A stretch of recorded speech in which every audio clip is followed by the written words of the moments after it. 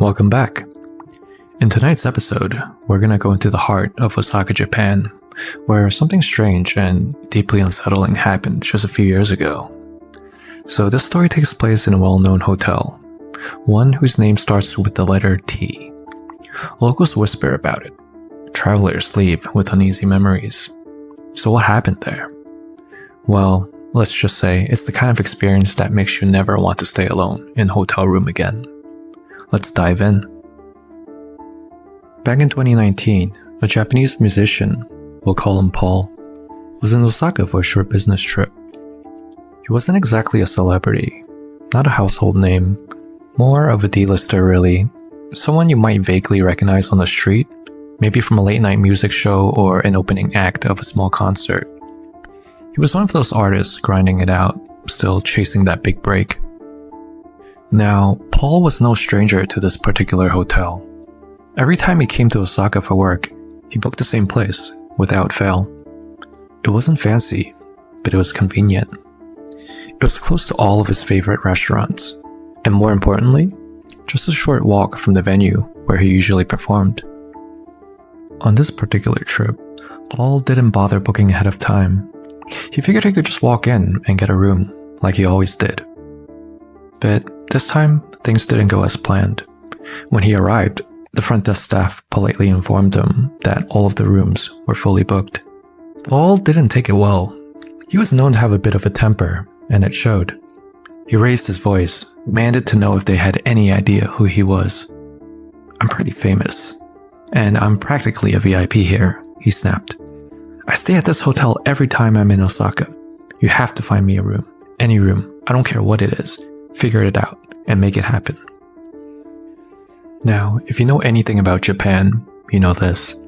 Customer service is everything. Even when faced with difficult guests, staff will go above and beyond to accommodate you, especially if you're a regular. And so they did. The hotel staff kept glancing at the screen and then at each other. Paul stood there, arms crossed, tapping his feet impatiently. After a few minutes of quiet murmuring behind the counter, one of them finally looked up with a polite smile. "Sir, we were able to resolve the issue. We found you a room." Paul snatched the keycard, grumbled something under his breath, and made his way to the elevator. The room was small, smaller than what he was used to, but that didn't matter. He wasn't planning to spend much time there anyway, just a place to crash between rehearsals, meals, and the show. But the moment he stepped inside, he noticed it. A strong scent hanging in the air. Not perfume, not cleaning solution. It was incense. The kind people burn during prayers or memorials. It wasn't exactly overwhelming, but it clung to the walls. It lingered. Paul wrinkled his nose. Weird, he thought. But he did say any room will be fine, and to the staff's credit, they made it happen, so he let it slide. Paul didn't waste any time. He dropped off his luggage, freshened up quickly, and headed right back out. One of the reasons he always stayed at this hotel, aside from the venue, was the location. It was only a few minutes' walk from one of the busiest streets in Osaka. Bars, restaurants, KTV lounges, pachinko parlors, you name it. Everything lit up in neon, the city buzzed with life even after midnight. He met up with a few of his buddies, grabbed a late-night dinner, and drank well into the night. By the time 2 a.m. rolled around, Paul was full, tipsy, and just ready to crash. He said his goodbyes, tossed his jacket over his shoulder, and made his way back to the hotel. Just a short walk, one of the perks of staying in his usual spot. But this night was going to be different. When Paul got back to his room, he didn't even bother washing up. He kicked off his shoes, tossed his jacket onto the chair, and collapsed onto the bed. His head was spinning slightly, still a little buzzed, but mostly just exhausted. And the moment his head hit the pillow, he groaned. "Ah, seriously?" He sat up, confused. "Did one of my friends follow me back?" He stumbled over to the door and looked through the peephole. Standing outside was a hotel employee, uniform pressed, hands clasped politely in front of him, just standing there. Paul blinked. What the hell? Why would the staff be looking for me at this hour? His mind raced.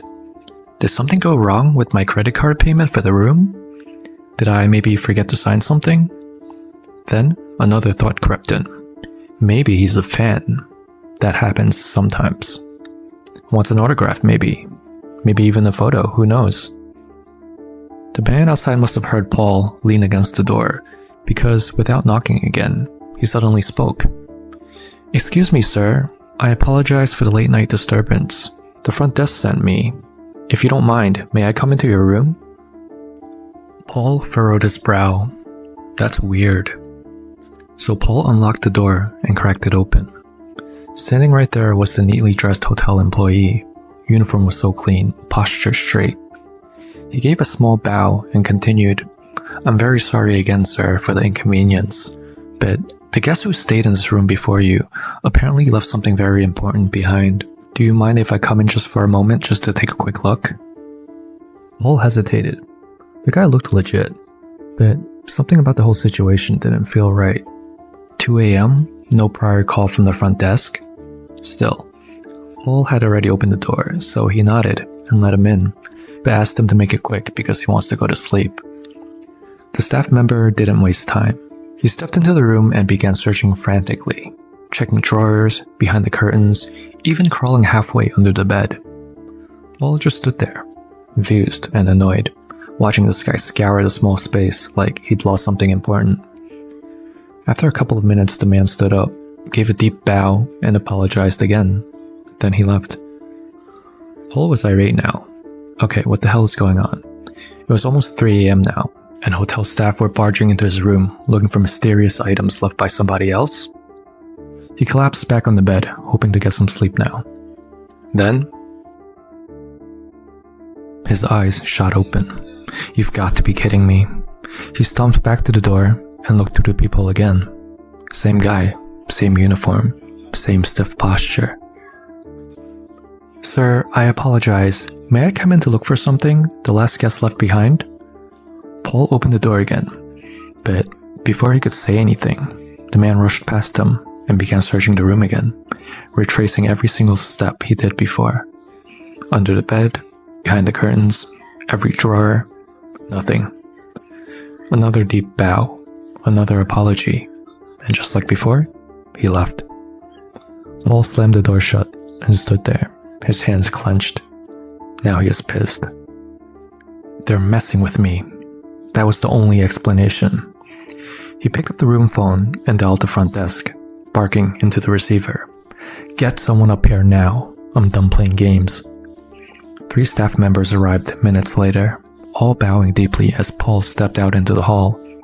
We're very sorry for the inconvenience, sir. How can we help? Paul's voice cracked with anger. Help me? Are you serious? One of your coworkers has come into my room twice in the middle of the night, barging in to look for some forgotten item from a previous guest. He didn't even wait for me to say yes the second time. He just rushed right in. What kind of manners is that? There was a long pause. One of the staff, a younger man, looked up slowly and asked, Sir, if you don't mind me asking, do you remember the color of his uniform? What color was his collar? Paul blinked, caught off guard. His collar? Green. Yeah, green. The staff exchanged glances. Then the younger man pointed to his own collar. It was red. Sir, he said carefully, we haven't used the green uniform in over a year. Our uniform colors were updated last spring. No one here on our staff wears green anymore. Paul frowned. Okay, so what are you saying? That the guy who came in doesn't even work here? Silence. Are you telling me that someone off the street just walked into my room twice pretending to be a staff? Because if that's the case, your hotel has a serious security problem. None of the staff seemed willing to say anything. They just stood there, nervous, avoiding eye contact, as if speaking the truth would stir something up. But finally, the young man who asked about the collar spoke. His voice was low. Sir, there was an incident in this room a few years ago. Paul narrowed his eyes. The staff continued. A guest once claimed they lost something valuable here. It turned into a pretty big deal. Security was called, and the blame fell on the young staff member. It was his first job out of college. He was publicly scolded by the manager, humiliated in front of other staff and guests, and that night he came into this room and hanged himself. Paul froze. Since then, the staff member said, there's been reports. Guests saying they've seen the same thing you pretty much told us just now. The staff was always polite, always apologetic. The young man lowered his gaze. That's why this room was closed off. We don't normally rent it out anymore. Today is actually the anniversary of the staff's death. This morning, monks came into this room and performed a cleansing ritual. Paul stood there, completely still. The scent of the incense. That's why it was there when he first walked in. It all made sense now. Without saying another word, he grabbed his luggage, slung his bag over his shoulder, and walked out of the room. He didn't even check out, he just left, because no amount of convincing, no proximity to bars or venues was worth spending another minute in that room. Sometimes, when a hotel tells you that they're fully booked, don't push it, because that last forgotten room they somehow found for you, it might have been left empty for a very good reason. Our second story also takes place in Osaka. Yujin, who wasn't originally from there, had just moved to the city for college. He grew up in a different prefecture, and while his family didn't have a lot, they always tried to support him as best as they could. Every so often, they'd send him a bit of money, just enough to cover rent, groceries, and maybe a few school supplies. But that was about it. He wasn't struggling, exactly, but there was never anything left over for fun. No nights out, no splurging on games or clothes, just enough to get by. One day his friend said something pretty obvious. Why don't you get a part-time job if you need the extra cash? At first, Yujin wasn't too keen on the idea. He had just started college and really wanted to just focus on his studies, but the thought lingered. Yujin had always been into fashion, like really into it, and as much as he tried to brush it off, the idea of being able to afford a few nice pieces of clothing now and then, it was really tempting. Eventually, he started thinking, maybe working a few nights a week wouldn't be so bad after all. So Yujin asked his friend, okay, but what kind of part-time job would even be worth it? I need something flexible, something that won't mess with my classes. That's when his friend leaned in a little and said, well, there's this app. Yujin raised an eyebrow. It's kind of weird, but you can rent yourself out as a boyfriend just for the day. Apparently, it was mostly older women using it. They pretty much pay to have a younger guy keep them company. They would take you out to dinner, take you to go shopping, maybe just walk around town for a little bit. And the pay? It's not bad at all. Whatever happens after that, his friend added, it's totally up to you. But honestly, most of the time, it's just dinner and a few hours of chatting. That's it, nothing sexual. It sounded strange, but also kind of harmless. And for someone like Yujin, who was quiet, polite, and pretty well dressed, it didn't seem like the worst idea. Later that night, back at his dorm, Yujin couldn't stop thinking about this app. How much could you really make doing something like this? He started doing some digging, went down a bit of a rabbit hole, scrolling through forums and message boards where real users shared their experiences. And that's when things got really interesting. One guy wrote about giving a shoulder massage to a client, nothing more, and walking away with 40,000 yen. That's almost $400. Another said just going out to dinner earned him 17,000 yen, and the meal was completely free. But the one that really caught Yujin's eye was a post where a woman had offered a deal. If you spent 2 hours with her, just dinner and a chat, she would let you pick out anything you wanted to buy, up to 60,000 yen. That's nearly $600. No strings attached, supposedly. It all sounded almost too good to be true. There were a ton of posts like that. Some people made even more. Yujin kept scrolling, eyes wide. For a broke college student, this was kind of a goldmine. No hard labor, no weird contracts, just hang out with someone for a few hours. Be polite, listen, smile, maybe give a massage if they ask nicely. But even that wasn't expected most of the time. And best of all, no strings, no pressure, and definitely nothing sexual. Just time, conversation, and free food. Honestly, it seemed like the perfect side hustle. By the end of the night, Eugen was sold. He thought to himself, why not? What's the worst that could happen? Eugen had always been told he was a good-looking guy. Sharp features, clean style, and kind of a quiet confidence that people naturally gravitate towards. But he never actually imagined that this would become a side hustle for him. Within just a few weeks of signing up, he was already getting tons of bookings. 10,000 yen here, 15,000 there. It started adding up fast. And with each successful session, Eugen found himself getting more comfortable, even confident. He started carving out more time in his schedule, taking on extra clients whenever he could. The income was steady, the work was easy, and before long, he was hooked. For the first time since moving to Osaka, he felt like he was really living, eating well, dressing better, even saving a little on the side.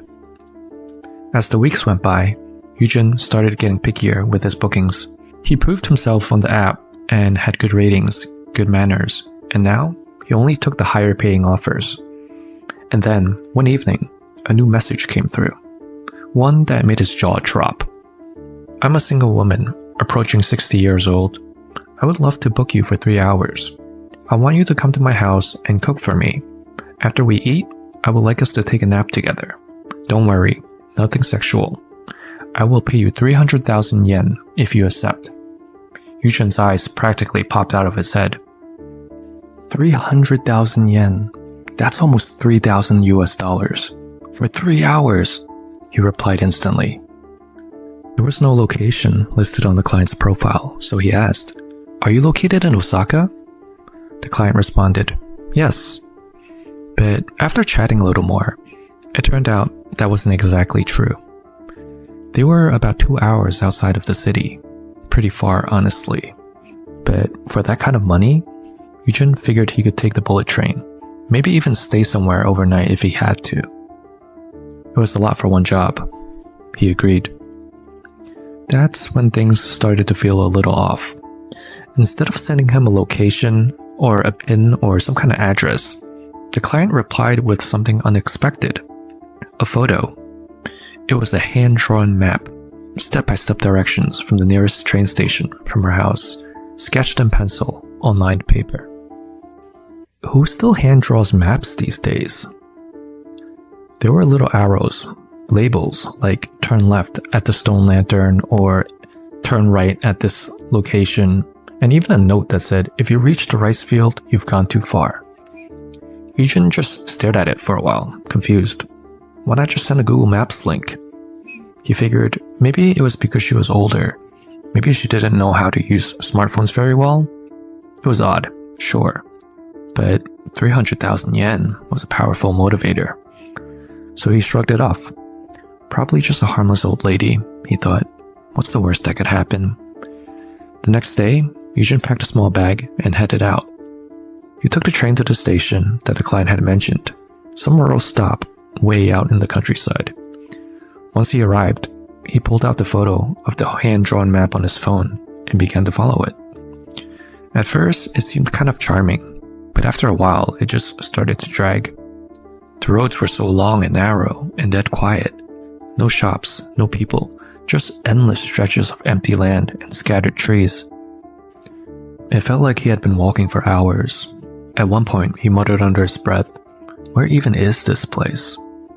Just as he was starting to wonder if maybe he took a wrong turn, the final landmark on the map came into view. A crooked wooden sign with faded writing, just like it was drawn.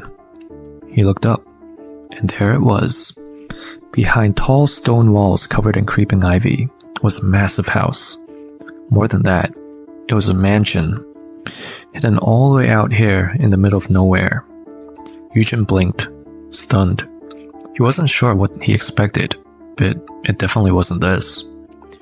Eugen walked up to the front gate and pressed the doorbell. A few seconds later, the intercom crackled to life. A woman's voice answered, calm and gentle. Hello? Hi, I'm Eugen, he said. There was a pause. Then she replied, Oh, you're finally here. I've been waiting all day for you." Yujin hesitated for a second. The way she said it wasn't creepy exactly, but it felt strange. Before he could respond, she continued, "Please, come in. Just push the gate open, it's not locked." He reached out and gave the gate a gentle push. Sure enough, it creaked open without resistance. He took a deep breath and stepped inside. As Yujin approached the front door, it opened before he could even knock. Standing there was a woman. She had told him that she was approaching 60 and didn't give him her exact age, but looking at her now, Yujin was surprised. She didn't look a day over 45. She was elegant and well-dressed, and clearly someone who took care of herself. She smiled warmly and stepped aside. "Welcome, please come in." The inside of the house was incredible. It was spacious, pristine, and quiet. So quiet.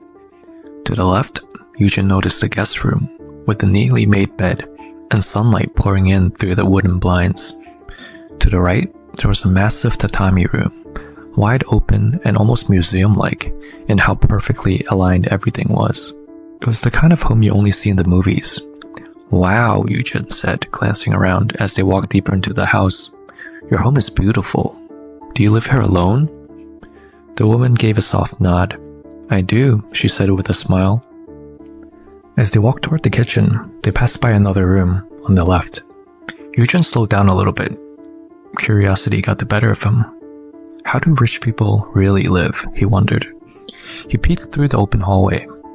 It looked like a prayer room. The lights were dim, but inside was a stunning altar. Intricately carved, polished to a soft glow, with a large statue of the Buddha sitting at the center. Incense sticks sat in the holder, long burned out, and golden ornaments framed the shelves. It was beautiful. Wow, Yujin thought, this is next level. Then, something caught his eye. Right in the center of the altar, just beneath the Buddha statue, was a framed photo that caught his attention. The longer he stared, the more his chest tightened. It looked like him. Same hair, same face, same facial structure. Yujin's heart skipped a beat. Is that me? He thought. No, it can't be. It just looks like me, right? The more Yujin thought about the photo, the more uneasy he felt. His mind raced. Was that really me? Am I overthinking this? But no matter how he tried to reason with himself, that sinking feeling wouldn't go away. Still, he couldn't show it. The woman was standing right there. He forced a smile as she looked at him and said cheerfully, "Take a seat. I'll grab the groceries." Yujin nodded and sat down on the couch, doing his best to act normal. He glanced around the living room. Everything perfectly arranged like a model home. But even in all that beauty, something about the place felt off. Too quiet. Too still. A few minutes later, she returned with 2 large bags of groceries and laid everything out on the kitchen counter. Then she smiled and said, "All right, we can start now." That was part of the deal after all. So Yujin stood up, shook off that feeling in his gut, and made his way to the kitchen, trying to pretend nothing was wrong, even though every instinct in his body was screaming otherwise. At this point, Yujin had one thing on his mind. Just cook the meal, eat it, receive his payment, and quickly get out of there. He moved quickly around the kitchen, trying to focus on chopping vegetables, boiling the water, and just anything to keep his thoughts busy. Behind him, he could feel her presence. She was sitting quietly on the couch in the living room, just a few meters away, watching him. Not talking, just watching. Yujin tried not to look back, but he could feel her eyes on him, the weight of her gaze following his every move. He forced a smile once or twice just to be polite, but she didn't say anything in return. She simply sat there, hands folded in her lap, her expression unreadable. The entire time Yujin was cooking, his thoughts kept drifting back to that photo. It looked so much like me. Too much. He kept replaying it in his head, the face, the angle, the way it sat on that altar. By the time he finished plating the food and brought it out to the dining table, he couldn't take it anymore. She was sitting quietly, still smiling, still so polite. And maybe that's what gave him courage to ask. He sat down, took a deep breath and said, "Sorry ma'am, I didn't mean to peek earlier, but I noticed that on the altar in that room, there was a photo on it. It looked really similar to me. Is that me, or do you happen to know someone who looks a lot like me?" The woman paused, her smile softening into something distant. Then, in a calm tone, she replied, "That's my son." Eugen blinked. She went on, still composed, still gentle. "He was about your age when he passed away due to an illness. I really miss him terribly. Still do. But one day, I was scrolling through that app, and I saw your profile picture. And for a moment, it felt like I was looking at him again." She looked at Eugen with a kind and sad warmth. "That's why I asked you here. I wanted to share a meal, lie down for a while, and just feel like I had my son with me again. Just for a few hours." She bowed her head slightly. "I'm sorry if that's strange." At first, Eugen felt a wave of guilt. Maybe he had overthought everything. Maybe this was just a grieving mother trying to feel close to her son she lost. It was a tragic story. A little odd, but understandable. Maybe I'm just being paranoid, he thought. But even as he tried to convince himself, something didn't sit right. The way she talked about her son's death. So calm, so composed. And then, that smile. It wasn't warm. It was broken. It was just off.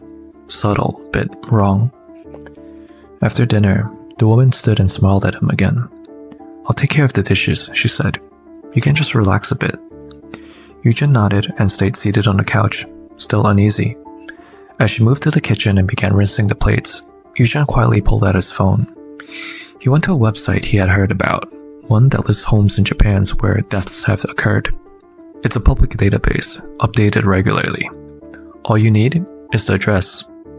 He typed it in, and then, there it was. This house was listed. He tapped to expand the details. His eyes scanned the screen and froze. Cause of death. Mother with psychological history murders son with kitchen knife. Deemed mentally unfit to stand trial. Not incarcerated, still residing at the property. Eugen's stomach dropped. It all made sense now. Why she didn't give him an address. Why she hand-drew a map. She didn't want him looking up any information about the home beforehand. He stood up, heart pounding. Didn't say a word. He walked straight out of the house, through the quiet hallway past the heavy front gate and down the long empty road. He didn't care about the payment anymore. Eugen never went back on that app again. Not after that. And from that day forward, he never ignored that uneasy feeling in his gut.